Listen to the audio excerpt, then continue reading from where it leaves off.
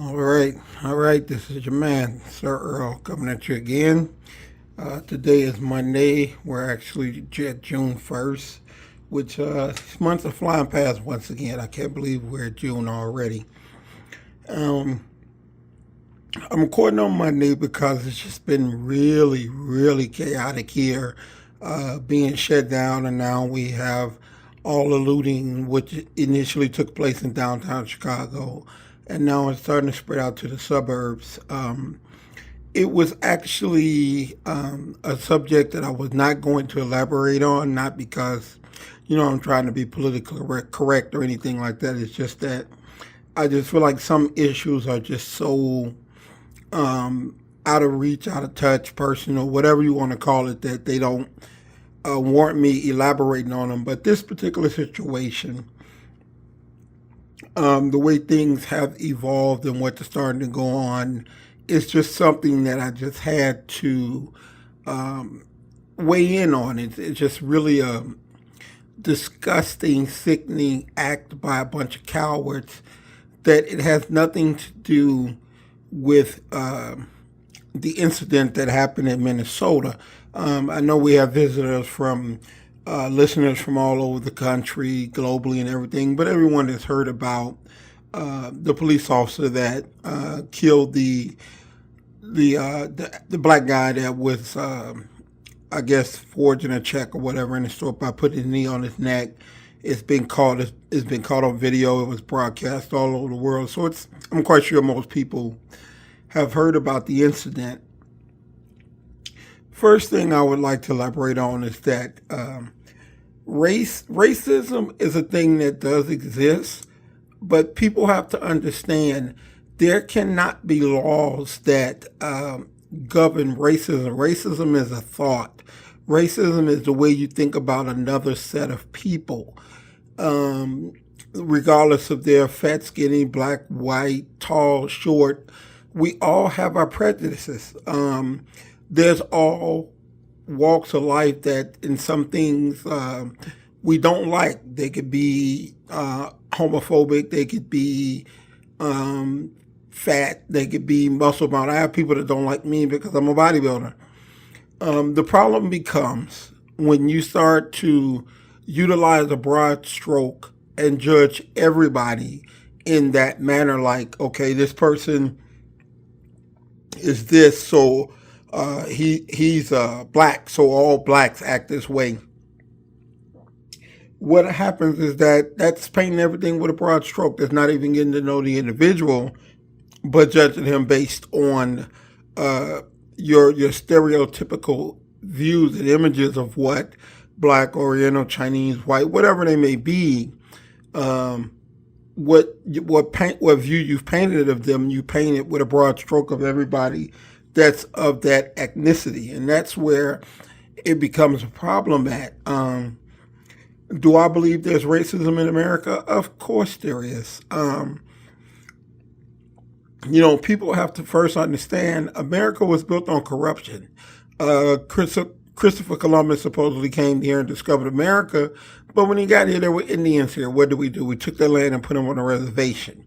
We brought over slaves from another country and made them work for us for free. Now, with this videotape of this police officer killing this black man that was handcuffed, now a lot of white people are outraged. My question would be, it's great that now you can get to see this, and they've always been asking questions because I was black, and when my stepfather was white. So I learned what racism is on both sides. I saw him go through a lot of it because of his skin color, but he was a nice guy, so I learned to really judge people by how they are. But it's good that people are outraged and upset, and a lot of questions are being asked. Well, when did this all start? Well, here's some news for you. It didn't just start. It never ended. I'm surprised that white people are surprised. I'm even more surprised that black people are surprised because it has been a problem. I was raised in the inner city. Cops beating your ass and cops arresting you and putting phony charges on you and all of these things because it's white officers in the black community or even sometimes black officers in the black community This is nothing new. The only difference is it's a lot more of it being caught on videotape now. So it didn't just start. It never stopped. When I was a kid, that is part of the reason why you were taught as a kid you run from police, because police will catch you, and if you're standing there, they'll jump out and beat your ass for no apparent reason other than you were just standing there. And this has been a practice that I have seen firsthand and been involved in. I've got my ass whooped many a times by police officers as a kid growing up in the inner city of Chicago. So, people are asking the question, well, when did this start? It never stopped.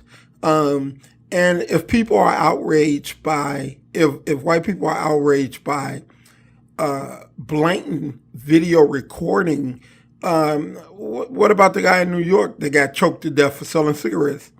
What about the guy in North Carolina that got shot 8 times in the back and they planted a stun gun next to him and said that he took my gun, that's why I shot him? If not for the video, that would have just been a case that just got thrown away. And what about Rodney King? Now we're outraged. We should have been outraged a long time ago. This has been the issue for our community for a very long time. And I guess where I got the problem at, you take a guy like Colin Kaepernick, who kneels to draw attention to inequality and police brutality, and they take a narrative and put a spin on it to whereas, oh, he's disrespecting the flag, which made him one of the most hated men in America. He was never disrespecting the flag. He was pointing out exactly what we go through now and trying to draw attention to that. But they destroyed him for that.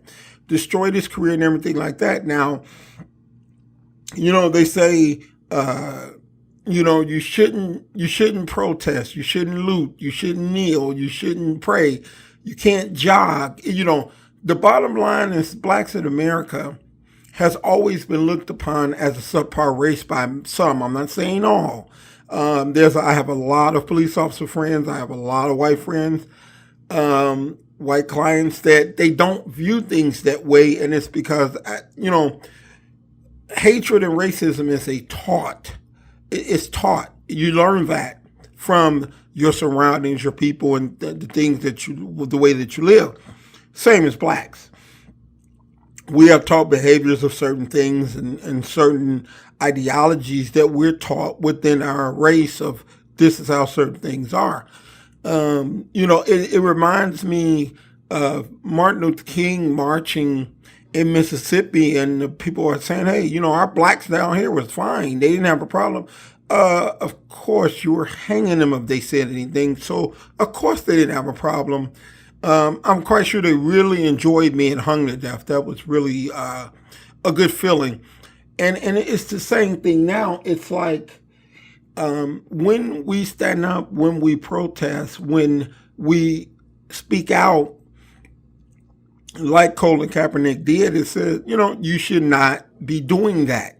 Well, now they're saying, oh, the looting, they shouldn't be looting. I agree with you. They shouldn't be looting because it has nothing to do with the cause, but you motherfuckers are paying attention now, okay? And trust me, I get it. I have a business.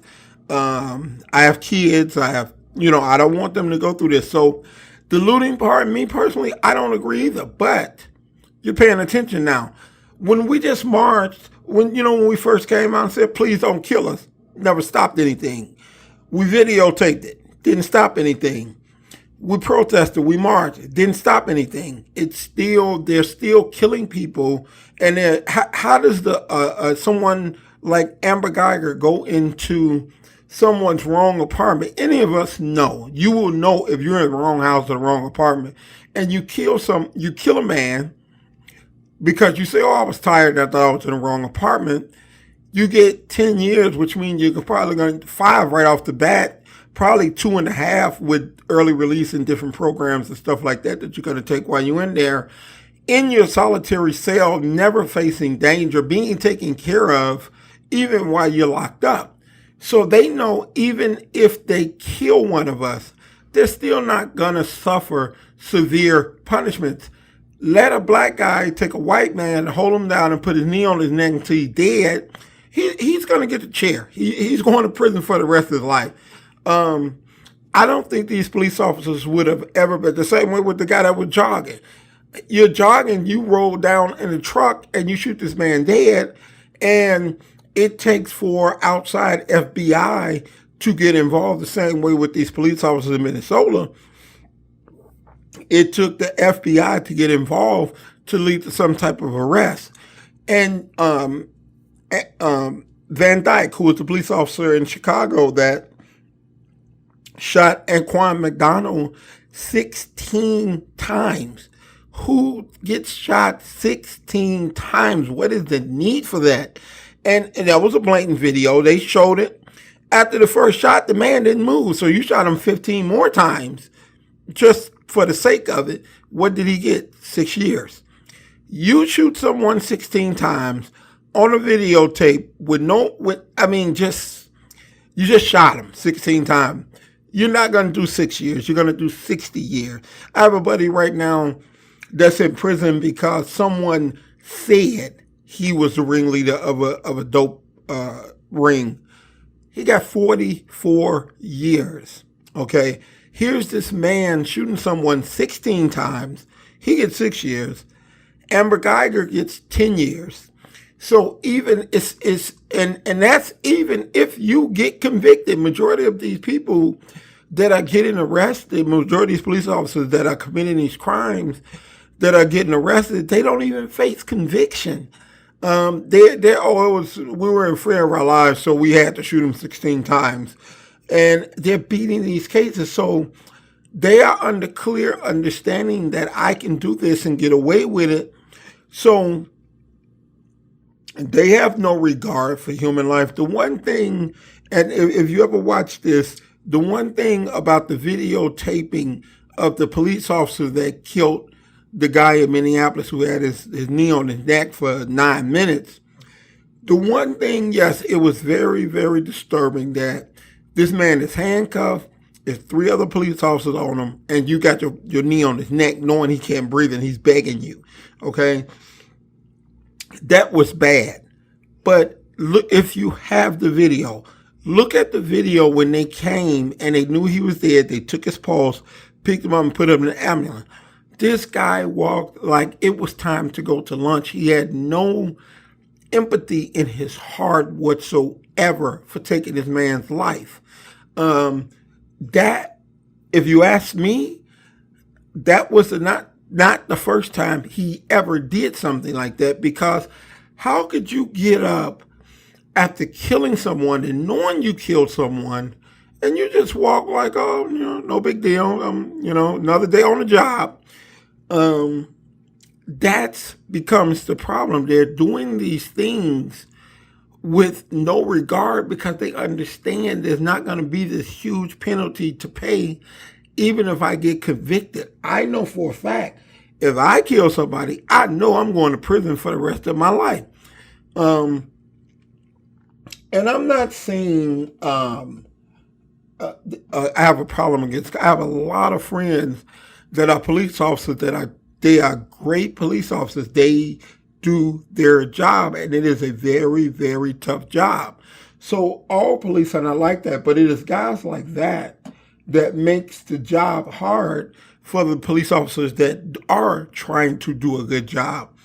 Same way, all white people are not racist. There are some that has no problem. If you're an asshole, they wouldn't care if you're purple. They don't like you. All blacks don't destroy and tear up shit and are crooks and criminals.